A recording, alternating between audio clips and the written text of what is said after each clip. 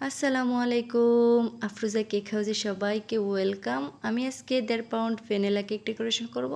সেজন্য আমি প্রথমে কেকটাকে 3টা স্লাইস করে কেটে নিচ্ছি। কেটে নেওয়া হয়ে গেলে সুগার সিরাপ এবং ক্রিম দিয়ে আমি ভালো করে কেকটাকে ফিনিশিং করে নেব।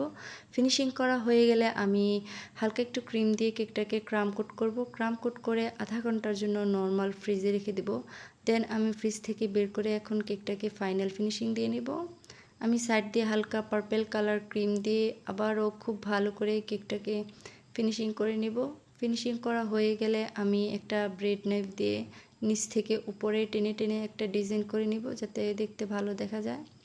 এখন আমি 124 নাম্বার রোজ নজেল দিয়ে কিছু চেরি ফুল দিয়ে নিব। নরসিংদীর ভিতরে কেউ যদি আমাদের কাছ থেকে কেক নিতে চান তাহলে আফরোজা কেক হাউসে ইনবক্স করতে পারেন অথবা স্ক্রিনে দেওয়া নাম্বারে আমাদের সাথে যোগাযোগ করতে পারেন।